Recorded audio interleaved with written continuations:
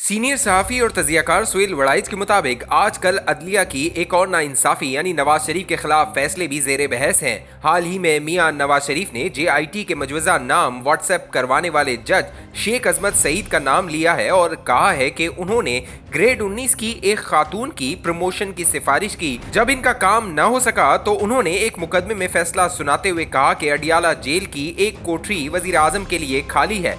इन remarks पर वजीर आजम की तरफ से चीफ जस्टिस ऑफ पाकिस्तान को एहतजाजी खत लिखा गया, मगर इसका कभी जवाब न दिया गया। मेरे पास एक मोतबर जरिए का दिया गया वो डॉक्यूमेंट भी मौजूद है जिसमें इन्हीं जज साहब के हमजा शहबाज शरीफ के खिलाफ रिमार्क्स दर्ज हैं।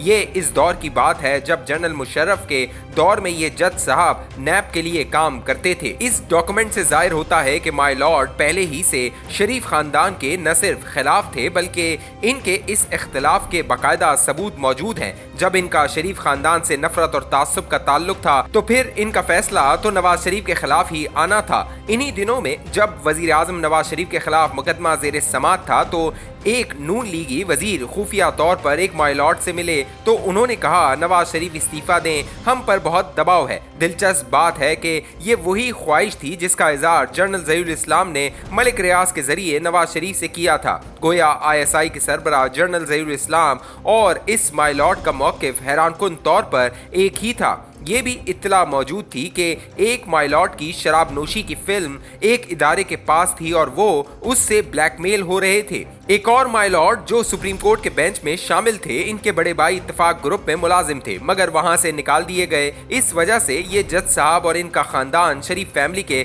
मुखालिफ हो गए थे। इसी माय लॉर्ड के भाई एक बार जद्दा में हुसैन नवाज की स्टील मिल का खुफिया दौरा करते हुए पकड़े गए और वहां मौके पर ही हुसैन नवाज शरीफ ने इन्हें पहचान कर इनकी क्लास ली। इन्हीं माय लॉर्ड के हवाले से शरीफ खानदान के पास जज अरशद मलिक का वीडियो रिकॉर्ड मौजूद है जिसमें वो बता रहे हैं कि इस ताकतवर माय लॉर्ड ने इन्हें एक दिन अपने दफ्तर में बुलाकर पूछा कि नवाज शरीफ को कितनी सजा देनी है। अरशद मलिक ने बताया कि इस मुकदमे में इतनी ज्यादा सजा बनती नहीं है और ये भी बताया कि कितनी सजा देनी है और साथ ही इसी माय लॉर्ड ने गवाहों और बहस के हवाले से बाकायदा हुक्मनामा जारी किया। माय लॉर्ड इस्लामाबाद के एक बहुत बड़े प्लाजा के लीगल एडवाइजर थे। इनका मुकदमा सुप्रीम कोर्ट में लगा तो खुद बेंच में बैठ गए जो क्लैश ऑफ इंटरेस्ट और इंसाफ के तकाजों के सरियन खिलाफ था। नवाज शरीफ के खिलाफ फैसला सुनाने वाले बाकी माय लॉर्ड्स की अंदरूनी कहानियां भी इस वक्त इंटेलिजेंस ब्यूरो और शरीफ खानदान के पास महफूज हैं। इनका जिक्र फिर कभी सही।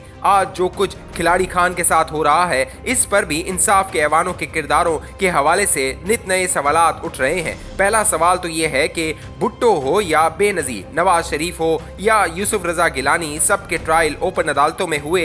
इमरान खान का ट्रायल जेल में क्यों? आइंदा इलेक्शन में PTI का क्या किरदार होगा? इस हवाले से मुकम्मल अभाम पाया जाता है। इसे वाजे क्यों नहीं किया जा रहा? मुल्क की सबसे बड़ी पार्टी जिसकी पिछली हुकूमत में अक्सरियत थी और 2018 में वो जीती थी, अगर इसे इलेक्शन में मौका नहीं दिया जाता तो वो इलेक्शन मोतबर कैसे होंगे? इस हवाले से इंसाफ के ऐवानों से कोई बड़ा फैसला क्यों नहीं आ रहा? केस ऐसा तो नहीं कि आज की अदलिया माजी के गलत फैसलों को तो ठीक कर रही है मगर आज फिर गलत फैसले कर रही है जिन्हें मुस्तकबिल में ठीक करने के लिए फिर किसी नए मसीहा का आना जरूरी होगा। दुनिया की तारीख गवाह है कि इंसाफ वो बुनियादी नुक्ता है जिसकी बिना पर खानदान, कौम और मुल्क मुत्तहद रहते हैं। हमने मशरकी पाकिस्तानियों से बेहद नाइंसाफियां की जिसका नतीजा अलमिया सुकूत डाका की सूरत में निकला।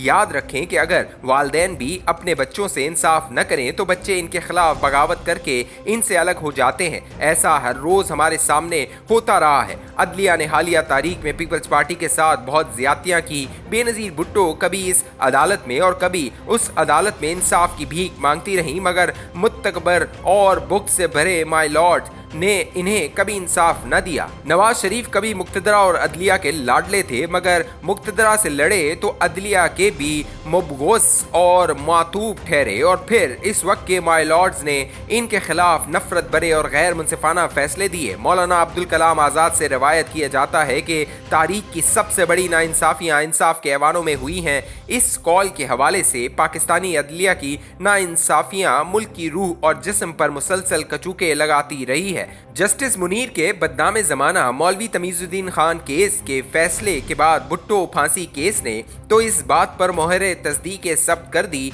कि माय लॉर्ड में अगर गुस्सा, तासुब, हसद और लालच आ जाए तो वो किसी भी हद तक जा सकते हैं। सबको इल्म है कि जस्टिस मौलवी मुश्ताक का भुट्टो से जाती अनाद था कि असलम रियाज हुसैन को क्यों चीफ जस्टिस बनाया, और हमने कुदरत का इंतकाम भी देखा कि मौलवी मुश्ताक के जनाजे पर शहद की मक्खियों ने हमला कर दिया। अहले जनाजा मैयत को छोड़कर भाग गए। मौलवी साहब की मैयत बेचारी अकेली पड़ी रह गई। हमारी रिवायत में है कि इसी दुनिया में भी अमाल का हिसाब देना पड़ जाता है। मौलवी मुश्ताक के साथ भी शायद ऐसा ही हुआ। जस्टिस अनवारुल हक और इनके साथी जजों की अक्सरियत भी भुट्टो साहब से इख्तलाफ रखती थी, कुछ खौफ और दबाव का शिकार थे, इसीलिए भुट्टो के खिलाफ फैसला दिया। जस्टिस अनवारुल हक को भी इस फैसले के नताइज भुगतना पड़े। आलमी अदालत इंसाफ के इंतखाब में बुरी तरह हारे और आखिरी उम्र में तन्हाई का शिकार होकर इस दुनिया से रुखसत हुए। आजकल जुल्फिकार अली भुट्टो केस दोबारा रीओपन हुआ है। देखना यह है कि आज की अदालत माजी के इस जुडिशल मर्डर की